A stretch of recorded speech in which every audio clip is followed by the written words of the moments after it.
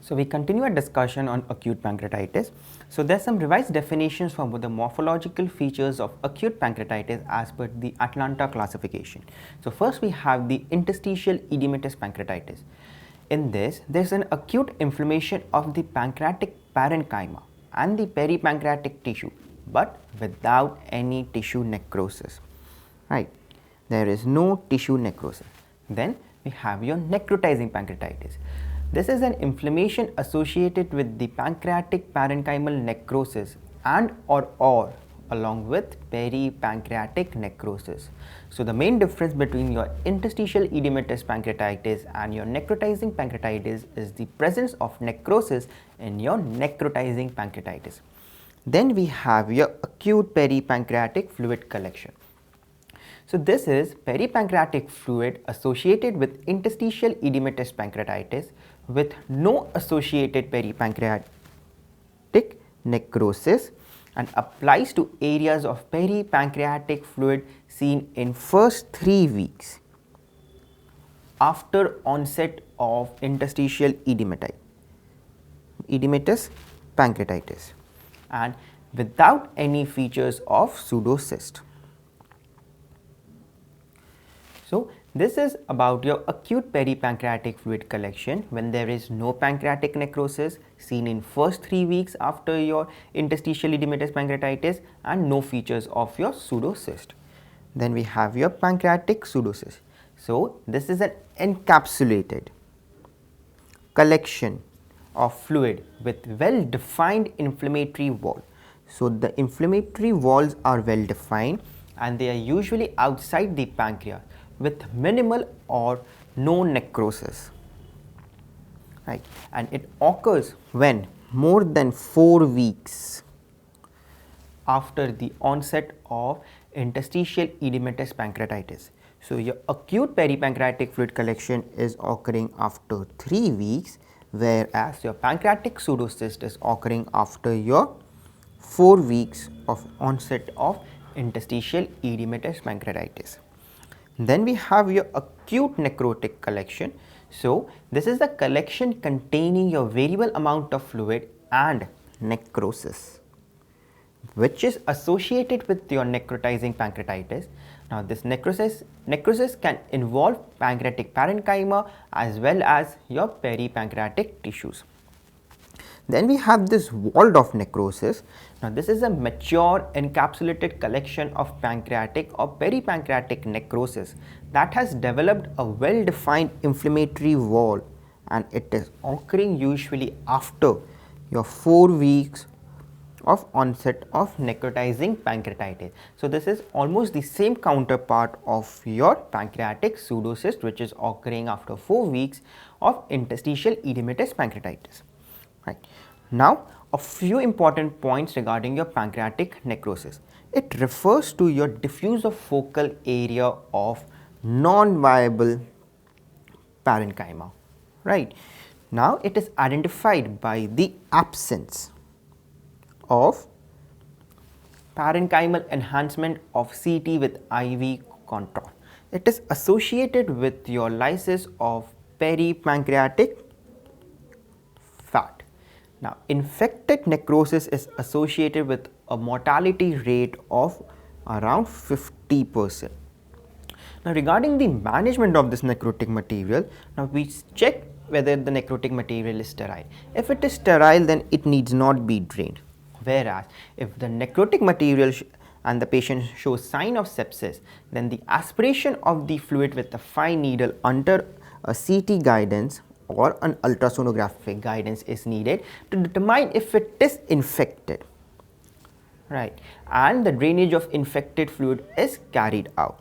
So we have the CT image over here, which is demonstrating a infected necrotic material in your pancreas, right? Now how will you go and proceed about the management of this pancreatic necrosis? So first we need to do an internal drainage into the stomach under the endoscopic ultrasound guidance. Now if this fails, then we move towards your percutaneous drainage, right? and the aspirate should be sent for your microbiological assessment, and this antibiotics should be started as per your culture sensitivity.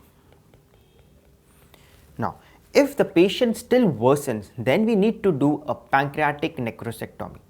Now, depending upon the area which is involved, if the head is involved, then a midline approach is preferred, whereas if a body or tail is involved, then a retroperitoneal approach is taken. Now, in your management, a feeding jejunostomy may be used as an adjunct, and if there is a gallstone pancreatitis, which was the main cause of your necrotizing pancreatitis, your cholecystectomy should be done. Now, post completion of necrosectomy, what happens is that the further necrotic tissue may form. So, in order to manage this, the various modes of treatment are your closed continuous lavage. So, what happens in this is that the tube drains are left in and the ROM area are flush. So, this is an example of your continuous post-operative closed lavage, where your tube area is left and a continuous post-operative flushing is done. Then we have this closed drainage. So, what happens in your closed drainage, your incision is closed and your cavity is packed with Codge filled Penrose drain and a closed suction is applied. Then we have an open packing. So, this incision is left open and the cavity is packed with the intention of returning to operating room at regular interval and repacking until clear granulation cavity is seen. Then lastly, we have your closure and relaparotomy. So, where the incision is closed and the patient is taken to the operating room every 48 to 72 hours for a relaparotomy until you find your clear granulation cavity. So, this was in your post-op necrosectomy patients. Now, a few points regarding your pancreatic abscess. So, these are circumscribed intra-abdominal collection in the proximity of pancreas, right, and it is mainly your walled-off necrosis or your acute necrotic collection that becomes infected. Now, pancreatic ascites, it is associated with your duct disruption. Then a paracentesis would give you a turbid fluid with your high amylase level. Then the treatment is your adequate drainage with your wide bore drains. So, always remember that whenever you are applying your drains over here in case of a pancreatic necrosectomy, please make sure that you use a wide bore drains. And then regarding a few points regarding your pancreatic pseudocyst. So, this is a CT image showing your pancreatic pseudocyst over here, and this is your stomach which is being displaced upwards, right. Now, the fluid characteristics of your pancreatic pseudocyst include your low CE level, inflammatory cells and high amylase levels. Then regarding the management of pseudocyst, now once the pseudocyst attain a size of more than 6 cm, if it is asymptomatic and not enlarging, then we can observe the patient.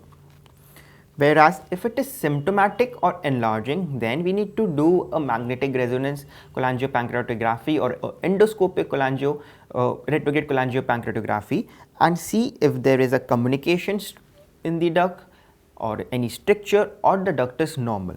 In case of a presence of communication, you would need to do an endoscopic transpapillary drainage. In case of a stricture, you would need an endoscopic internal drainage, and also in the case of a normal duct. Now, if this fails, then we go for your surgical internal drainage or your resection, right. The surgeries usually performed are your cystogastrostomy, and in few cases we even do a cystojejunostomy.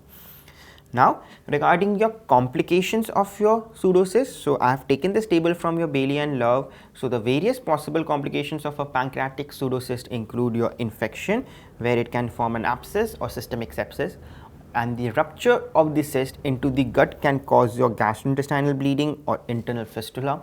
Into your peritoneum can cause your peritonitis. Now, because of the enlargement, the pressure effects, the obstructive jaundice from a biliary decompression may occur, or it may lead to your bowel obstruction. Then it can cause pain, and erosion into a vessel would lead to hemorrhage into the cyst and hemoperitoneum. So, with this we come to the end of the discussion of acute pancreatitis. Thank you.